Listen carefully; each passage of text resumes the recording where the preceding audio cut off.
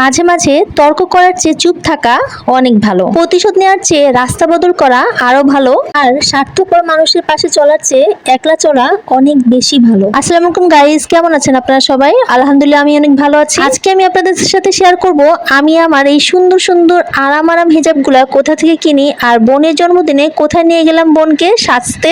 Guys, এত সুন্দর একটা পার্লারে গিয়েছিলাম যে তোমাদের সাথে শেয়ার না করে পারলামই না। আমার বোনটা কিন্তু সাজুগুজু করতে অনেক পছন্দ করে, তাই আজকে চলে গিয়েছিলাম তাকে নিয়ে পার্লারে। আমরা যে পার্লারে যাচ্ছিলাম সেই পার্লারে সিরিয়াল দিতে হয় 15 থেকে 1 মাস আগে, নতুবা সিরিয়াল একদমই পাওয়া যায় না। আচ্ছা, পার্লারের কথা পরেই বলি, আগে আমি তোমাদেরকে কিছু হেজাবের কথা বলে দিই। এই সুতি সুন্দর সুন্দর আরাম হেজাবগুলো কিন্তু তোমরা যে কোনো পার্টিতে পড়তে পারবে। আর ওই হিজাবগুলোর প্রাইস ছিল হচ্ছে গিয়ে মাত্র 450 টাকা করে। আর যে হালকা বেগুনি কালার হেজাবটা দেখেছো সেটার প্রাইস ছিল 350 টাকা করে। তারপরে যে আমি ব্লু কালার হেজাবটা দেখিয়েছি সেটার প্রাইস ছিল 420 টাকা করে।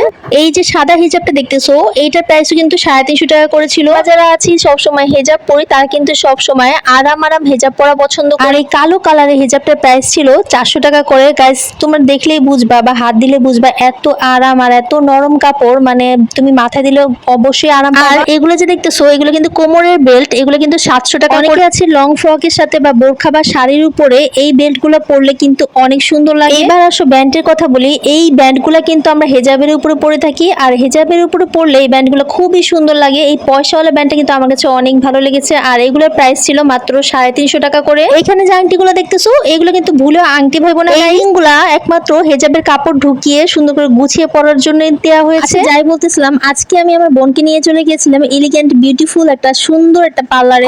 অনেক সকালে গাইজ আমরা ঘুম থেকে উঠে রওনা দিয়ে দিয়েছিলাম পার্লারের উদ্দেশ্যে। আমার বোনের জন্মদিনের অনুষ্ঠান কিন্তু রাতের বেলা ছিল, কিন্তু পার্লারে সিরিয়াল ছিল না, তার জন্য আমাদেরকে সকাল 8টার দিকে সেখানে পৌঁছাতে হয়েছে। আর তাজ্জব ব্যাপার, সেই পার্লারে যে আমরা জানতে পারলাম সেখানে যদি কেউ লেট করে আসে তবে তাকে অবশ্যই লেট ফি দিতে হয়। আর এই পার্লারে এই আপুটার সাথে বসে আমি অনেকটা সময় গল্প করে কাটিয়েছি। আসলে আপুটা অনেক ইন্টারেস্টিং, অনেক সুন্দর গল্প করতে জানতো। আর এই হচ্ছে আমার বোন, মানে আমার মিষ্টি আন্টির মেয়ে। তোমরা অবশ্যই আমার বোনের জন্য দোয়া করে দিবে, ওর আজকে জন্মদিন। পার্লারের ভিতরটা এত সুন্দর ছিল, চারিদিকে শুধু আয়না আর আয়না দিয়ে সাজানো ছিল। আর পুরো ডেকোরেশনটা ছিল হোয়াইট কালারের, আর হোয়াইট কালার কিন্তু আমার অনেক পছন্দ। পার্লারের ভেতরটা দামি ঝাড়বাতি এবং বিভিন্ন রকমের প্লাস্টিকের ফুল দিয়ে সাজানো ছিল। আমার তো মনে হচ্ছিল আমি কোনো রূপকথার রাজ্যে চলে আসছি। আর এদিকে আমার বোন স্নেহাকে নিয়ে গেছিল সাজগুজু করাতে, আর আমি বাইরে সেই ওয়েটিং রুমে বসে ওয়েট করতেছিলাম। বাইরে বলতে বাইরে না, একদমই কাছাকাছি। আয়নাগুলোর ডিজাইন এত সুন্দর ছিল, আর চেয়ারগুলো দেখো, চেয়ারগুলো আরো বেশি। আমার বোনটা সাজগুজু করাতে কিন্তু 2 ঘন্টা লেগে গিয়েছিল। ও শুধুমাত্র পার্টি মেকআপ করেছে, আর তারই প্রাইস নিয়েছে 10,000 টাকা করে। অ্যাডভান্স টাকা দিতে হয়েছে 4,000 টাকা। তারপর নেক্সট আমরা টাকা দিয়েছি ওদের পার্লারে। যে পার্লারটার নাম ছিল গ্ল্যাম ফ্রিক বাই ফারিন। তোমরা অনেকে দেখেছো এই পার্লারে সাজুগুজু করে মডেলরা পিক আপলোড দেয় অথবা ভিডিও আপলোড দেয়। তাদের সাজুগুজুটা কিন্তু অনেক সুন্দর হয়, জাস্ট এলিগেন্ট একটা লুক দেয়।